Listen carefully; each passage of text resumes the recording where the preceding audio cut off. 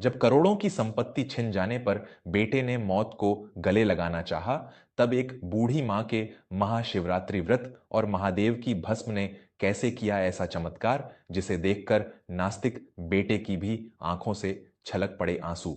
छत्तीसगढ़ के भोरमदेव मंदिर के समीप बसे एक शांत और पवित्र गांव में सुमित्रा देवी नाम की एक बुजुर्ग महिला रहा करती थीं। सुमित्रा देवी का पूरा जीवन महादेव की भक्ति और अपने इकलौते बेटे रुद्रांश के पालन पोषण में बीता था। भोरमदेव के प्राचीन शिव मंदिर की घंटियों की आवाज के साथ सुमित्रा देवी की सुबह होती थी और शिवलिंग पर जल चढ़ाए बिना उनके दिन का कोई भी कार्य आरंभ नहीं होता था। उन्होंने बहुत कष्ट सहकर अपने बेटे को बड़ा किया था, लेकिन समय के साथ रुद्रांश बड़ा हुआ और उसकी महत्वाकांक्षाएं गांव की पगडंडियों से निकलकर बड़े शहर की चकाचौंध में खो गईं। रुद्रांश ने शहर जाकर व्यापार शुरू किया और कुछ ही वर्षों में वह एक बहुत बड़ा और सफल व्यापारी बन गया। उसने शानदार गाड़ियां खरीद लीं, रहने के लिए एक विशाल महलनुमा घर बना लिया और दौलत की अंधी दौड़ में इतना आगे निकल गया कि पीछे छूट गई अपनी बूढ़ी मां और उनके संस्कार उसे दिखाई ही नहीं दिए। अब उसका गांव आना जाना लगभग बंद हो चुका था। एक बार महाशिवरात्रि से कुछ दिन पहले रुद्रांश किसी काम से गांव के पास से गुजर रहा था, तो वह कुछ घंटों के लिए अपनी मां से मिलने आ गया। सुमित्रा देवी आंगन में बैठकर भगवान शिव के व्रत और पूजा की तैयारी कर रही थीं। रुद्रांश अपनी महंगी घड़ी देखते हुए व्यंग्य से मुस्कुराया। मां, इन पत्थरों पर जल चढ़ाने और भूखे रहने से कुछ नहीं होता। मेरी सफलता मेरी मेहनत और मेरी दौलत का नतीजा है। तुम्हारे इन व्रतों से मेरी संपत्ति नहीं बढ़ती। तुम भी अब यह पुरानी बातें छोड़ दो और मेरे साथ शहर चलो, वहां नौकर चाकर तुम्हारी हर सेवा करेंगे। सुमित्रा देवी ने शांत भाव से अपने बेटे की ओर देखा और अत्यंत वात्सल्य से बोली, बेटा, दौलत इंसान को अहंकार देती है, लेकिन महादेव का आशीर्वाद उसे उस अहंकार के शिखर से गिरने पर बचाता है। मेरा यह महाशिवरात्रि का व्रत तेरे गुरूर के लिए नहीं, बल्कि तेरी सलामती के लिए है। भगवान शिव तो भोलेनाथ हैं, वह तो बस एक लोटा जल से प्रसन्न हो जाते हैं। जब तेरे जीवन में कभी घना अंधेरा छा जाए, तब यही महादेव तेरा मार्ग प्रशस्त करेंगे। रुद्रांश ने अपनी मां की बातों को एक पुरानी सोच समझकर अनसुना कर दिया और अपनी चमचमाती गाड़ी में बैठकर वापस शहर की ओर निकल गया। मेरे प्यारे श्रोताओं, एक मां अपने बच्चों के लिए पूरी दुनिया से लड़ सकती है, वह अपने हिस्से का भोजन छोड़ सकती है, यहाँ तक कि ईश्वर से अपने बच्चों की लंबी उम्र के लिए अपनी सांसें तक गिरवी रख सकती है। लेकिन जब वही बच्चा दौलत के नशे में चूर होकर अपनी मां के प्रेम और ईश्वर की सत्ता का अपमान करता है, तो प्रकृति उसे एक दिन ऐसा सबक जरूर सिखाती है जो उसे जीवन भर याद रहता है। अगर आप भी यह मानते हैं कि माँ के चरणों में ही असली स्वर्ग है और माँ की प्रार्थनाओं में ईश्वर का वास होता है, तो बिना एक पल गंवाए हमारे वर्मा स्टोरीज चैनल को अभी सब्सक्राइब करें। आपका एक सब्सक्राइब हमें यह विश्वास दिलाता है कि आज भी दुनिया में माँ और महादेव का सम्मान करने वाले लोग मौजूद हैं। वर्मा स्टोरीज से जुड़कर हमारे इस परिवार का हिस्सा बने। समय का पहिया घूमा और रुद्रांश के जीवन में एक ऐसा तूफान आया जिसने उसके अहंकार के महल को ताश के पत्तों की तरह बिखेर दिया। उसके सबसे भरोसेमंद व्यापारिक साझेदार सेठ दीनानाथ ने उसके साथ बहुत बड़ा धोखा किया। कागजातों में ऐसी हेराफेरी की गई कि रातों रात रुद्रांश का पूरा व्यापार दिवालिया हो गया। उसकी सारी संपत्ति, उसकी महंगी गाड़ियां और उसका वह आलीशान घर, सब कुछ कुर्क कर लिया गया। जिन लोगों पर रुद्रांश ने अपनी दौलत लुटाई थी, संकट के समय सबने उससे मुंह मोड़ लिया। उस पर करोड़ों का कर्ज चढ़ गया और पुलिस उसे गिरफ्तार करने के लिए ढूंढने लगी। रुद्रांश पूरी तरह से टूट चुका था। उसे ऐसा महसूस हो रहा था जैसे वह एक गहरी खाई में गिरता जा रहा है, जहां से बाहर निकलने का कोई रास्ता नहीं है। गिरफ्तारी के डर और समाज की नजरों में जलालत से बचने के लिए वह आधी रात को छुपते छुपाते किसी तरह अपने गांव पहुंचा। वह फाल्गुन मास के कृष्ण पक्ष की चतुर्दशी की रात थी, महाशिवरात्रि की महान रात। पूरे गांव में सन्नाटा था, लेकिन सुमित्रा देवी के घर के आंगन में एक दिया टिमटिमा रहा था। सुमित्रा देवी अपना निर्जला व्रत रखकर भगवान शिव की 4 प्रहर की पूजा कर रही थीं और महाशिवरात्रि की व्रत कथा का पाठ कर रही थीं। रुद्रांश चुपचाप घर के पिछले दरवाजे से अंदर आया। उसका चेहरा उतरा हुआ था, कपड़े फटे हुए थे और आंखों में निराशा का गहरा अंधकार था। वह सीधे अपने पुराने कमरे में गया और दरवाजा अंदर से बंद कर लिया। उसने अपनी जेब से एक शीशी निकाली जिसमें जहर था। जिस बेटे को अपनी दौलत पर इतना गुरूर था, आज वह उसी दौलत के छिन जाने पर अपनी जीवन लीला समाप्त करने जा रहा था। उसने जैसे ही जहर की शीशी को अपने होठों के करीब लाया, तभी बाहर से आती उसकी मां की धीमी और कांपती हुई आवाज उसके कानों में पड़ी। सुमित्रा देवी कथा पढ़ रही थीं।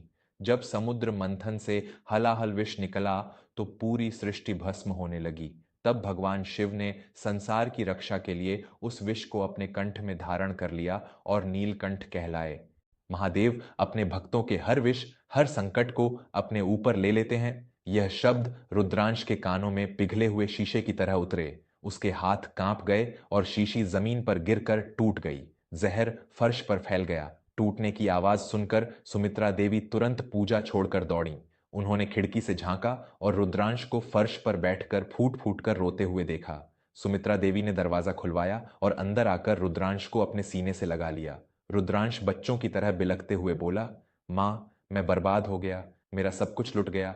दीनानाथ ने मुझे धोखा दिया, मेरे पास कुछ नहीं बचा है माँ। अब मैं इस दुनिया में मुंह दिखाने के लायक नहीं रहा। मुझे मर जाने दो माँ, यही मेरे पापों की सजा है। सुमित्रा देवी ने अपने आंचल से रुद्रांश के आंसू पोंछे और उसे एक हल्का सा थप्पड़ मारा। अरे मूर्ख, जब तक तेरी मां की सांसें चल रही हैं और इस चराचर जगत में महादेव विराजमान हैं, दुनिया की कोई ताकत तुझे बर्बाद नहीं कर सकती। तूने क्या खोया है? कागज के चंद टुकड़े और लोहे की गाड़ियां।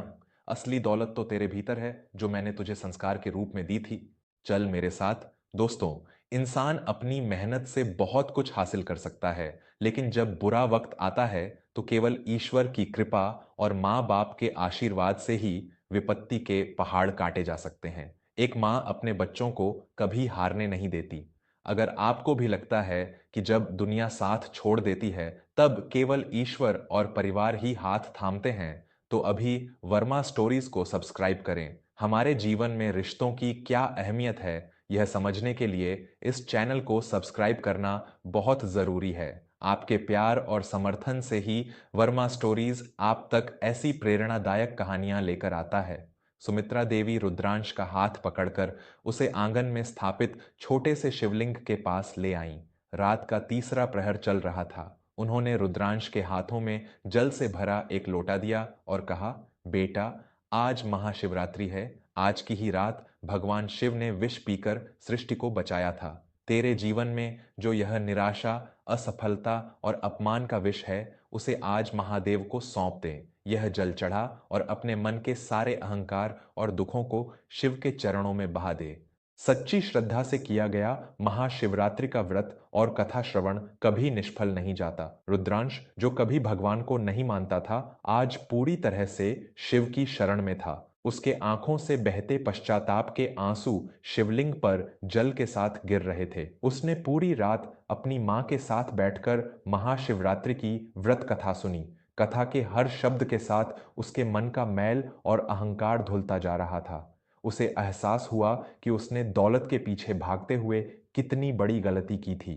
सुमित्रा देवी ने पूजा की भस्म उठाकर रुद्रांश के माथे पर लगा दी। रुद्रांश को एक अजीब सी मानसिक शांति का अनुभव हुआ।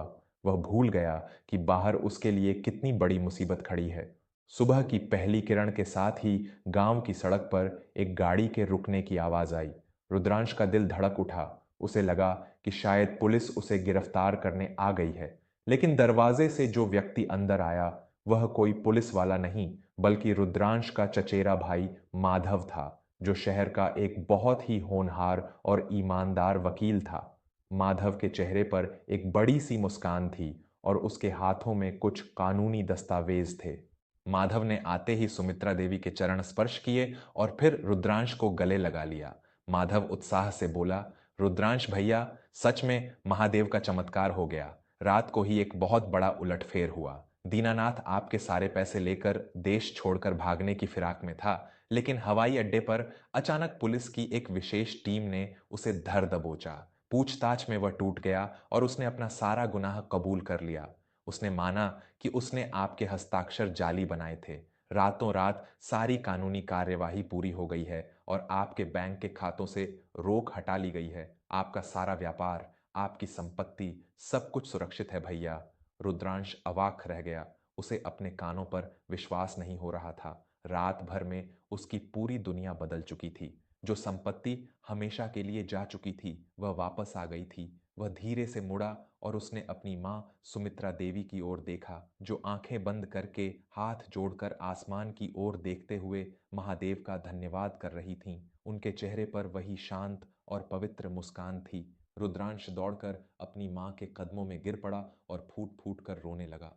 मुझे माफ कर दो मां, मैं अंधा हो गया था। मैं जिस दौलत के अहंकार में जी रहा था वह तो एक झटके में रेत की तरह हाथों से फिसल गई। आज मुझे समझ में आया कि इस दुनिया की सबसे बड़ी संपत्ति मेरी मां का आशीर्वाद और महादेव की कृपा है। आज से मेरा यह नया जन्म हुआ है मां, और अब यह जीवन अहंकार में नहीं बल्कि सेवा और धर्म में व्यतीत होगा। सुमित्रा देवी ने अपने बेटे को सीने से लगा लिया। माधव की आंखें भी यह दृश्य देखकर नम हो गई थीं।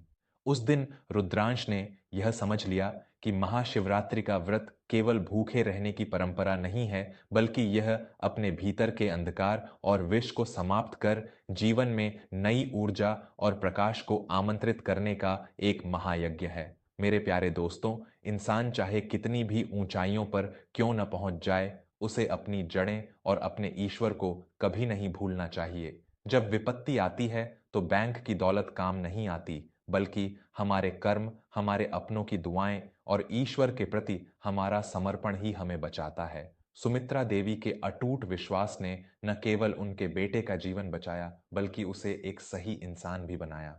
अगर महाशिवरात्रि के इस अद्भुत चमत्कार ने आपके मन को शांति और प्रेरणा दी है और आपको महादेव की शक्ति पर अटूट विश्वास है, तो जाने से पहले हमारे चैनल वर्मा स्टोरीज को जरूर सब्सक्राइब करें।